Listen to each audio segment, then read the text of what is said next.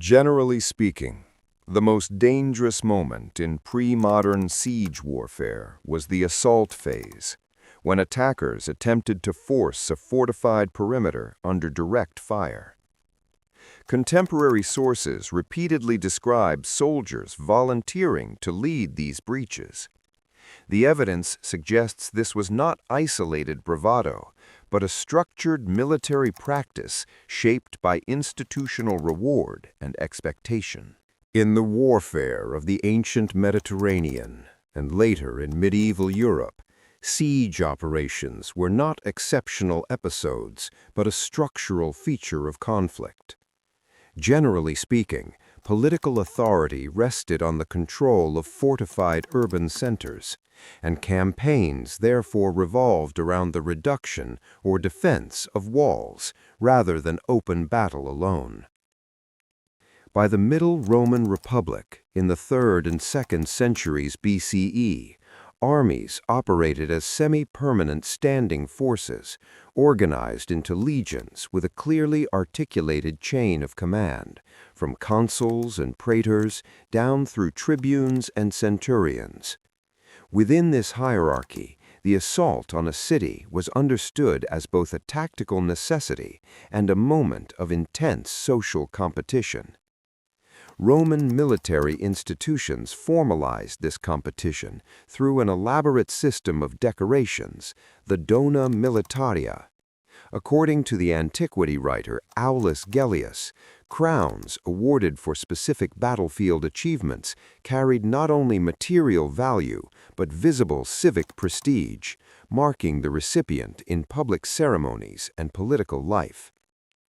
Contemporary historians emphasize that such awards functioned as an extension of aristocratic rivalry embedded within the army. As Valerie A. Maxfield has argued in her study of Roman military decorations, the system publicly codified courage while reinforcing loyalty to the state. This interpretation remains debated, however. Some scholars contend that, at least in the Republican period, access to honors could transcend rank, creating a limited form of meritocratic recognition inside an otherwise stratified society. Honor, in this context, was inseparable from political advancement. Military distinction translated directly into electoral credibility within Rome's competitive civic culture, where magistracies were filled by men expected to demonstrate virtus through service. Polybius observed that Roman funerary rituals prominently displayed the achievements of ancestors to inspire imitation, suggesting a feedback loop between battlefield performance and family prestige. The evidence therefore indicates that siege assaults were embedded in a wider institutional ecosystem linking military hierarchy, civic reputation, and long-term social mobility. Understanding this framework is essential because it clarifies why acts that appear individually irrational could be collectively rational within the norms of the period.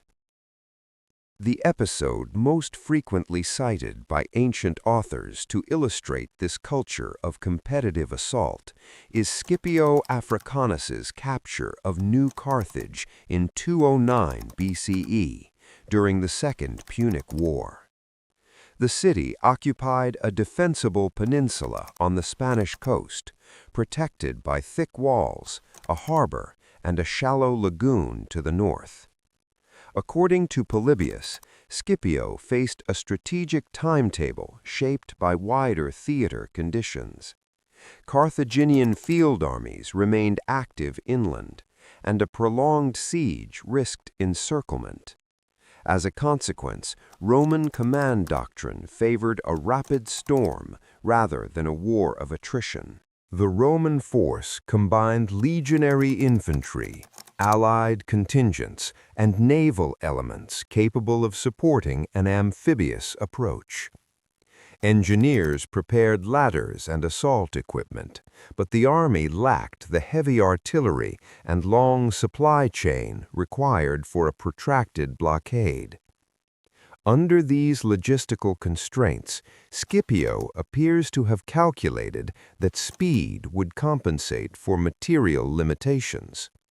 Polybius attributes to him a deliberate plan to divide the defender's attention through simultaneous assaults, while a selected detachment exploited the lagoon at low tide.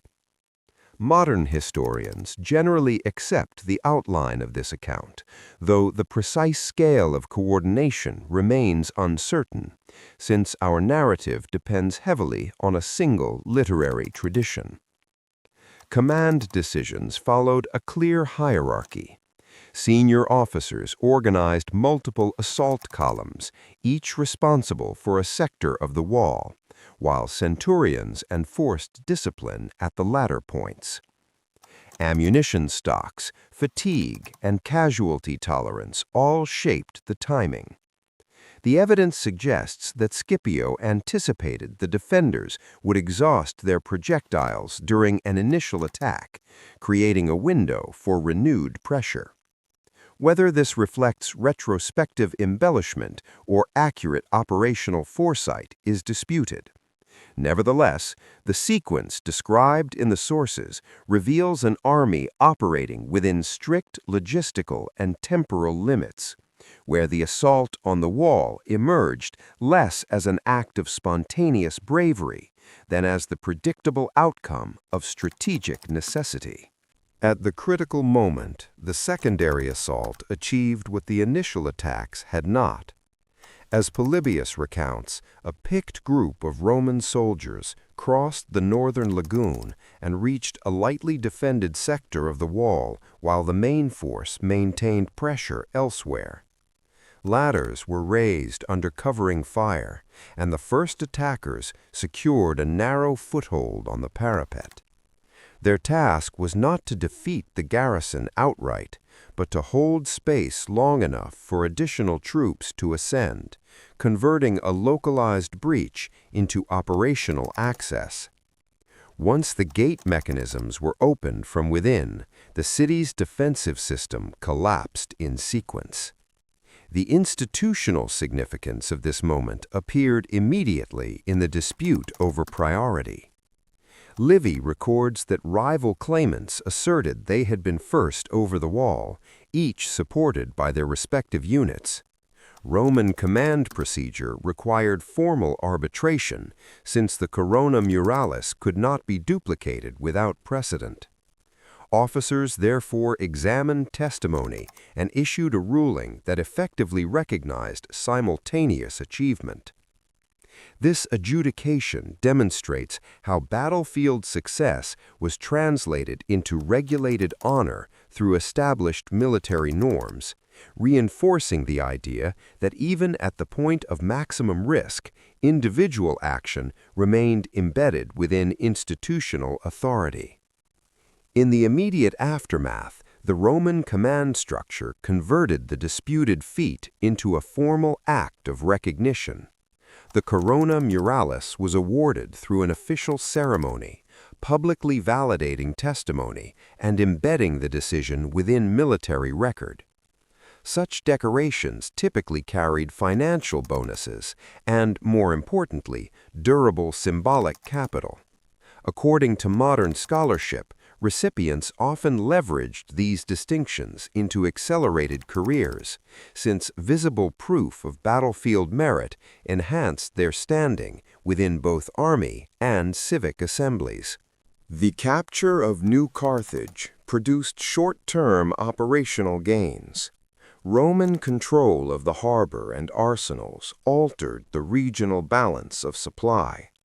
As historians note, reward culture functioned here as a mechanism of cohesion, signaling that extreme risk, when successful, would be institutionally acknowledged rather than treated as expendable improvisation. Over the long term, practices that rewarded individual assault gradually coexisted with and were later overshadowed by doctrines emphasizing coordinated discipline.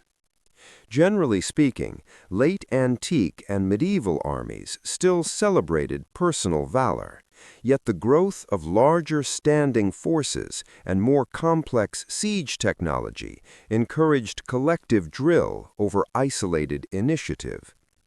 Some historians place the decisive shift in the early modern period, when gunpowder fortifications and professional officer corps imposed tighter tactical control. Others argue for a slower evolution extending across centuries. What remains clear is that institutional reform transformed the meaning of battlefield honor. The assault on the wall did not disappear, but it was reinterpreted within systems that prioritized predictable unit performance.